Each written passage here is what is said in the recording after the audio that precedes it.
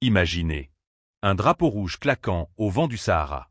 Un président qui lève le bras, et soudain, le grondement sourd d'un monstre d'acier déchire le silence du désert. Le 1er février 2026, à Béchar, l'Algérie n'a pas seulement inauguré une ligne ferroviaire. Elle a réveillé un géant endormi depuis 70 ans. 950 km de rails posés en un temps record à travers les sables brûlants, reliant le colossal gisement de Gara Djebileh, l'un des plus grands du monde avec plus de 3,5 milliards de tonnes de fer, jusqu'aux portes d'Oran. Le premier train minéralier a roulé. Le minerai a commencé à couler vers le nord. Et avec lui, c'est toute une nation qui change de vitesse. Adieu la dépendance aveugle aux hydrocarbures, bonjour la souveraineté industrielle, les aciéries puissantes, les emplois massifs et un avenir où l'Algérie ne demande plus, elle fournit. Certains ont crié au mirage, au bluff, aux images truquées. Aujourd'hui, les convois circulent, les wagons chargés à bloc arrivent à destination, et le silence des sceptiques est plus assourdissant que le bruit des rails. Bienvenue sur Horizon d'Afrique, la chaîne qui ne raconte pas seulement l'actualité, elle révèle les horizons que l'Afrique est en train de conquérir. Aujourd'hui, nous plongeons au cœur de ce tournant historique, la ligne minière Gara Djebileh, Tindouf, Béchar, Oran. Une prouesse technique. Une affirmation de puissance.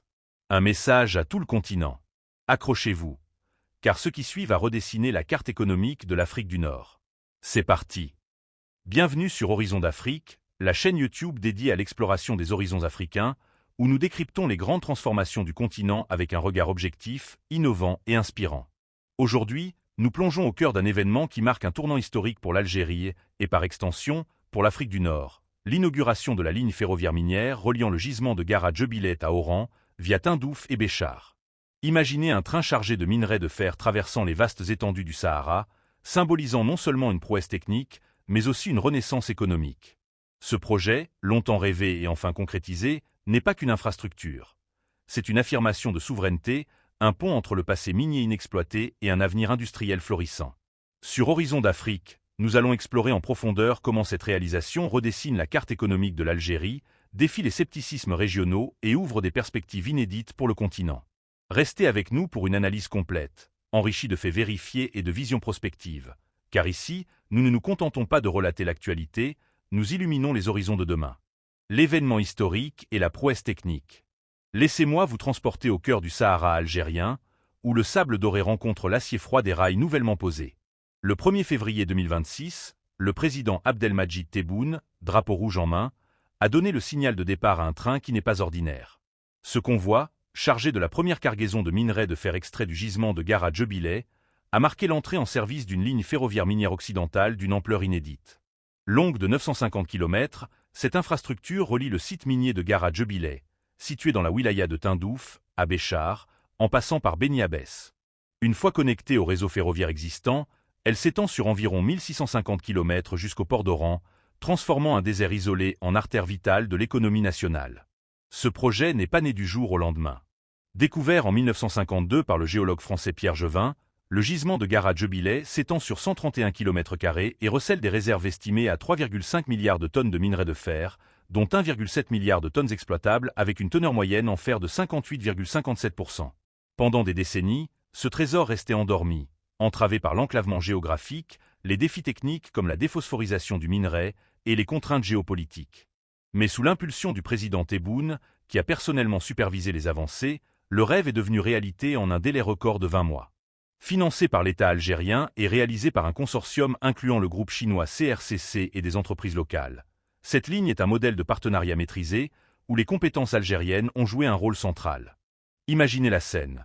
Des ingénieurs algériens et chinois travaillant main dans la main sous un soleil implacable, posant des rails capables de supporter des charges à l'essieu de 32,5 tonnes. 24 trains minéraliers par jour, chacun long de 2,2 km et transportant jusqu'à 100 tonnes par wagon, circuleront bientôt, acheminant jusqu'à 50 millions de tonnes de minerais par an. Mais ce n'est pas seulement du fer qui voyage, c'est une cargaison d'espoir.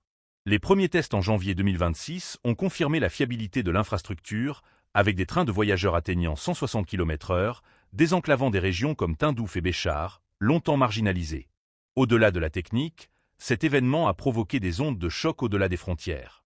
Des médias voisins, particulièrement au Maroc, ont exprimé un mélange de stupeur et de scepticisme.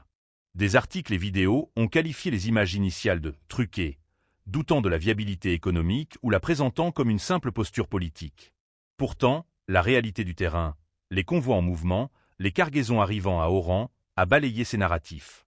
Sur Horizon d'Afrique, nous voyons cela comme un témoignage de la rivalité régionale, où les avancées d'un pays ébranlent les certitudes des autres.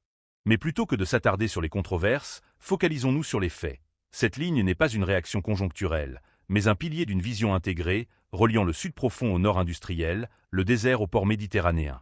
Pour bien comprendre l'ampleur, rappelons les défis surmontés. Le minerai de Gara Jubilee, riche mais chargé en phosphore, a nécessité des innovations en déphosphorisation, avec des tests menés par des laboratoires algériens et chinois atteignant un taux de 0,1%. Des partenariats comme celui avec Sinostel en 2017 ont pavé la voie. Et aujourd'hui, l'exploitation passe d'une phase pilote, 2 à 3 millions de tonnes par an jusqu'en 2025, à une échelle industrielle, 40 à 50 millions de tonnes dès 2026. C'est une victoire sur l'inertie historique, transformant un géant endormi en moteur de croissance. Et n'oublions pas l'aspect humain.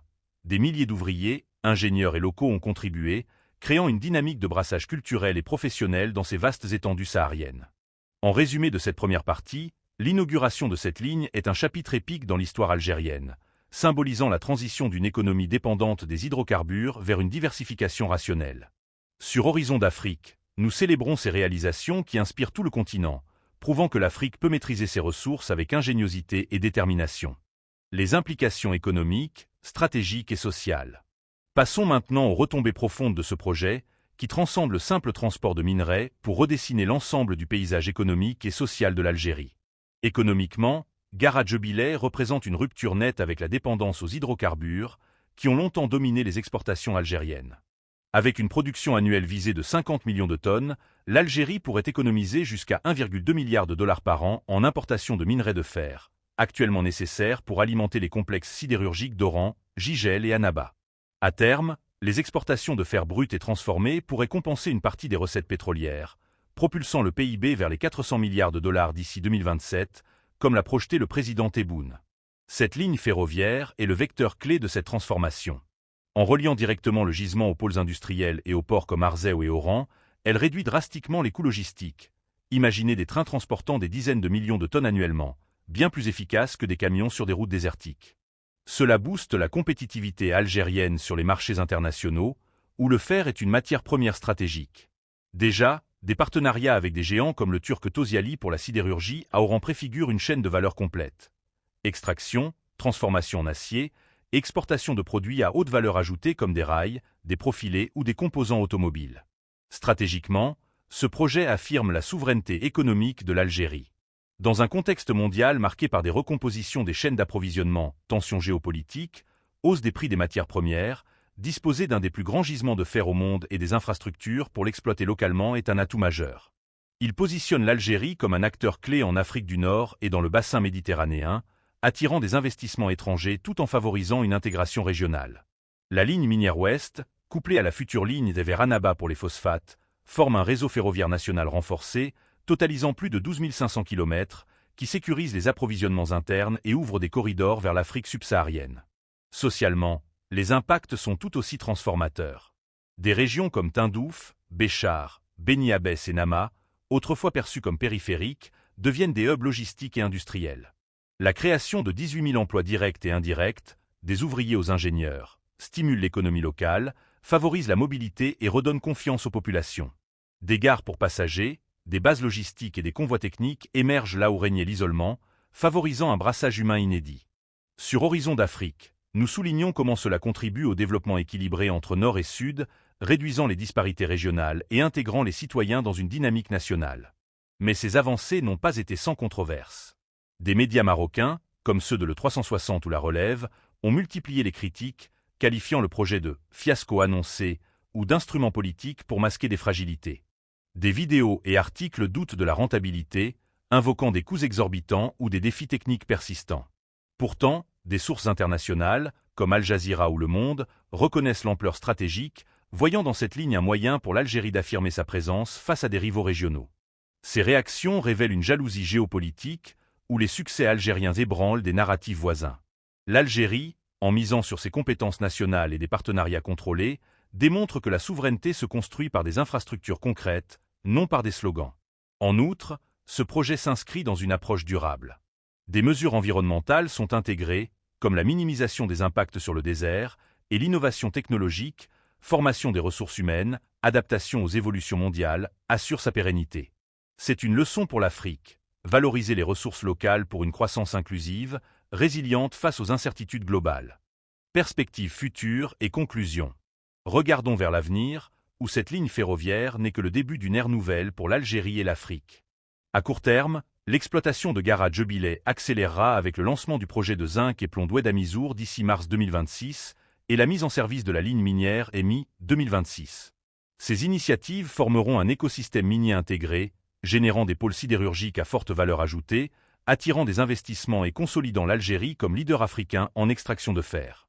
À plus long terme, ce projet symbolise une mutation profonde, de la gestion fragmentée des ressources à une chaîne de valeur complète, de l'extraction à l'exportation. Il repositionne l'Algérie dans les chaînes d'approvisionnement mondiales, sécurisant ses ressources stratégiques face à l'intensification de la concurrence. Socialement, il favorise l'aménagement du territoire, stimulant l'emploi et l'innovation dans les régions sud et renforce l'adhésion citoyenne à un développement viable. Face aux critiques persistantes, des médias marocains voyant un « bluff » ou des observateurs internationaux notant des défis persistants, les faits parlent. Trains en circulation, cargaisons livrées, transformation visible. Cela marque le passage de la polémique au constat, d'un État réactif à un bâtisseur proactif. En conclusion, sur Horizon d'Afrique, nous voyons dans cette ligne ferroviaire plus qu'une infrastructure. C'est une affirmation de volonté, une démonstration de cohérence entre vision politique et action économique, un pas vers une souveraineté renforcée. L'Algérie transforme son potentiel en puissance réelle, non par des déclarations bruyantes, mais par la solidité des rails et la constance de l'effort national. Ce tournant historique inspire tout le continent, rappelant que l'Afrique peut forger son destin avec audace et ingéniosité. Abonnez-vous à Horizon d'Afrique pour plus d'analyses sur les horizons émergents, likez, commentez et partagez pour soutenir notre mission. Merci d'avoir regardé, et à bientôt pour explorer de nouveaux horizons.